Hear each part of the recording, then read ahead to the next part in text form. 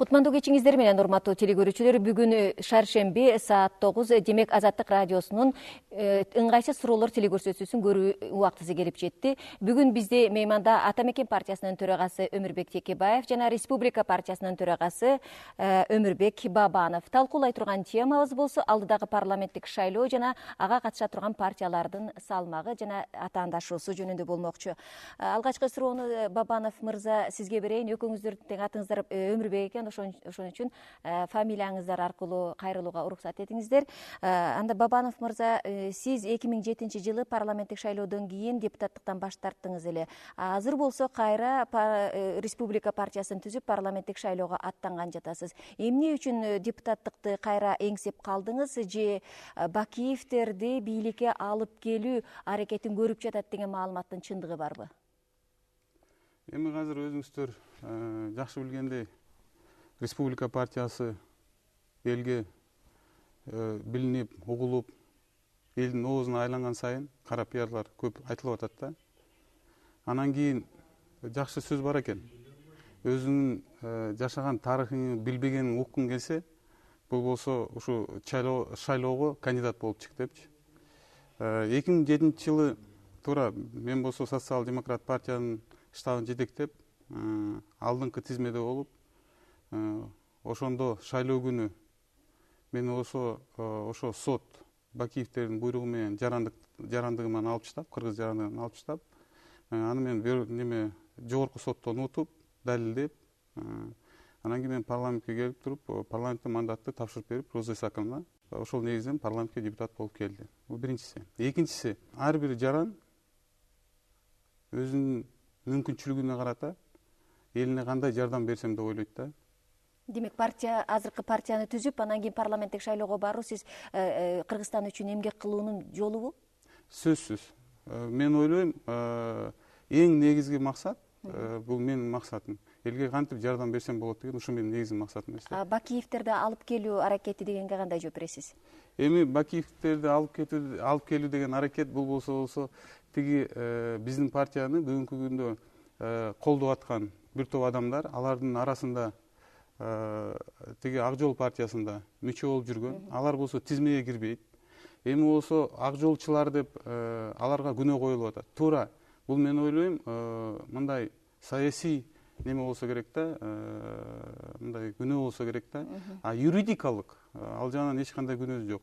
Биз билебиз да, Ак Жол түзүлгөндө бүгүнкү ошол убакта бир топ мугалимдер, врачтар, алар болсо кирген бул Ак Жол партиясына. Аларга ошо жетекчилери туруп алып туруп, сен Ак Жол партиясына мүчө болуп кир деген. Эми болсо бүгүнкү күндө биз мына Ак Жол партиясына кирдим деп бир топ адамды сызып салайыкпы же чийип салайыкпы биздин жашообузда. Мен ойлойм, бүгүнкү күндө биздин программа туура келсе, ал одиозный жанагы кылмыш иши козголбогон адамдар болсо, бизди колдосо, мен ойлойм, андан эч жаманчылыгы жок. Жакшы. Текебаев мырза, сиз ушул саясий партияларды түзүп жаткан мурдагы бийлик өкүлдөрүн бөлтүрүк деп атап, реванш жасоо аракетин көрүп жатат деп билдириңиз. Алардын укугу жокпу же Ата Мекен партиясы үчүн парламенттик шайлоодогу жарыш өтө катуу болуп калат деп коркуп турасызбы? Ата Мекен партиясы убактылуу өкмөт сунуштаган саясий системанын концепциясынын өзөгүн күчтүү оппозиция түзөт. Эгер күчтүү оппозиция жок болсо, аны жаратыш керек деген жобо сиздин алдыңызда турган конституцияда көргөзүлгөн. Мунун ичинде Ак Жол партиясы дагы толугу менен шайлоого мүчөлөр эмес, партия өзү дагы юридикалык жактан толук качкан укугу бар. Жакшы конкуренцияны биз саясатка алып келсек дейбиз. Дүйнөдө жок ошол антимонополдук чараны биз парламентке киргиздик. Бир да партия өтө үстөмдүккө парламентте ээ боло албайт, ал 65тен ашык добуш ала албайт. Ошондуктан реваншисттик күчтөр болгону алдыда турган шайлоо жолу менен алар бийликке келиш керек. Болбосо шайлоону күтпөй мына 5 августта бир тобу жыйнала калып бийликти кетирип, ордуна жаңы президент, жаңы премьер дайындайбыз деп, ага аталыкты да тандап алышыптыр. Үсөн аканын ордун сиз ээлеңиз дейишипчи. Муну биз мындай реваншизмди биз туура эмес деп эсептейбиз. Рахмат. Бабанов мырза, сиз 10-июндагы Оштогу коогалаңдан кийин 12 КАМАЗ менен Ошко көм жардам алып барбадыңыз беле? Ош областтык администрациясынын маңдайына ошол КАМАЗдардын жанына туруп алып маалымат бергенден кийин кум жардам жабыр тарткан адамдарга таратылбай Ак Жол партиясынын Ош шаардык кеңешинин депутаттарына берилип, андан кийин ошол жардамдын арты ың-жыңсыз кетти деп айтылып жатат. Кандай деп ойлойсуз? Бул эмне кум жардам эмес, добуш жыйноо жардамы болуп калды беле? Биринчиси, биз болсо ар партияны рекламадаган жокпуз. Бир топ партияларга окшошуп. Биз болсо жанагы каптарга чаптаган жокпуз партиянын аттарын. Биз Ош элине жардамдап бардык. Эмне себептен мен бардым? Мен ойлойм, эң негизгиси мен өз көзүм менен ошону көрөйүн, биринчи. Экинчиси, өзүм каражатыма алган нерсени жардам берип туруп, ошо болсо жолдон баратып, дагы бир жака кетип калбасын деп, ошол жерге жеткизип, ошол жерге жанагы шаардын мэрине кирип, шаардын кеңешинин төрагасы жетектеген атайын ошол гуманитардык грузтарды тарата турган топ бар экен. Анысы ким? Ак Жолбу же башка партиянын мүчөлөрүбү? Алар болсо ошо өздөрү чечиш керек. Мен барып туруп ошолорго тапшырып бердим. Алар кандай таратты? Каякты көздөй таратты? Аны болсо мен ойлойм, аны болсо ошо өкмөттө иштеп аткан кишилер ага жоопкерчиликти тартыш керек. Демек, партиянын жанагы баштапкы уюмдарын түзүүгө кетти, анан добуш алууга кетти деген маалыматтардын чындыгы жокпу? Мен ойлойм, андайдан Кудай сактасын деп. Андайдан Кудай сактасын, себеп дегенде анда республика партиясынын жөнүндө биз сөз кылалы деп болчу. Рахмат. Текебаев мырза, сиз конституциялык реформанын башында туруп атпайсызбы? Ошондон улам сиздин дареке дагы ушул реформаны жарым жартылай жасады деген дооматтар бир топ айтылып жатат да. Маселен, азыр Кыргызстанда 150-гө жакын саясий партиялар каттоодон өтүп турат. Алардын арасында Акаевчилар, Бакиевчилер, революциялык партиялар, анан дагы түштүкчүл партиялар деген болуп бөлүнүп жатышат. Түндүккө барган түштүкчүл партиянын лидерлерин кууп чыккан учурлар дагы пайда болуп жатат. Ушулардын азыр ушул партиялардын идеяларынын күрөшү эмес, партиялардын лидерлеринин күрөшүнө жол ачылгандай болуп жатат да. Эмне үчүн ушул парламенттик башкаруу системасына өткөндөн кийин шайлоо кодексине партиялардын блогун түзүү жөнүндөгү жобону киргизүүдөн качып турасыз? Же бул реваншисттик деп сиз атаган партиялардын күчтүү блок түзүп кетишине жол бербейли деп турасыздарбы? Биз сунуштаган саясий система жаңы саясий күрөштүн эрежелерин сунуштап жатат. Бул концептуалдык жаңы сунуш.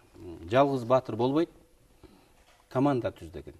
Ошондуктан азыр партияларга кирип, Кыргызстандын аттуу баштуу уулдары партияларга биригип атат. Бул абдан туура процесс башталды. Жөн гана бирикпестен бизди түндүктүк же түштүктүк партия деп айтып коет экен деп, түндүктүк болсо түштүктөн өнөгүз деп, түштүктүк болсо түндүктөн өнөгүз деп, башка улуттан партиясына алып интеграциялала турган жаңы жөрөлгөлөр баштады. Бул жаңы салттын, жаңы саясий маданияттын башталышы. Эмне үчүн блокторго уруксат мындай? Биринчиден, бул мыйзам бизге чейин эле кабыл алынган референдум менен.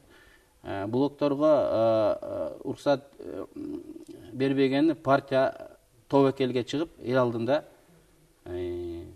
Бабановдай болуп, башкадай болуп, мына мен туу көтөрдүм, мени колдогондор, менин айланама идеямды колдогондор бир-экиледе бирөө жоопкерчилик менен чыгыш керек. Бул конъюнктуралык тиги союз болуп, кайра шайлоо тарагандан кийин тарап кетпегендей болуш керек. Бул 2007-жылкы норма болчу да. Ал Ак Жол партиясына өзү монополист болуш үчүн киргизилген норма болчу да. Ал эми бирок азыр монополист болбойт, анткени шайлоо башка түрдө өтүп атат. Партиялар менин оюмча биригип күчтөнүш керек. Бүгүн партиялардын биригүү процесси жүрүп жатат. Оң кубулуш катары белгилеп кетет эле. Бирок идеялардын күрөшү эмес, партия лидерлеринин ортосундагы атаандаштык болуп жатат да. Азырынча бул идеялардын күрөшүнө айлана элек, анткени сыйкырдуу таякча болуп бир күндө эле адамдардын аң сезими, алардын сабаты, маданияты өзгөрбөйт экен. Акырында болтуруп партиялардын эмес, идеялардын күрөшүнө айланат деп мен ойлойм. Адашым жаш саясатчы Өмүрбек Бабановго бир кеңеш айткым келет да. Александр Македонскийдин армиясында адашы болгон экен, Александр деген. Коркок экен. Анан Александр Македонский бир күн чакырып айтыптыр да: "Же коркконуңду токтот, же атыңды өзгөрт. Болбосо элдер мени чаташтырып атат" депчи. Мен Өмүкеге мындай деп айтат элем: "Чоң жолго чыгып турсун, бекем бол.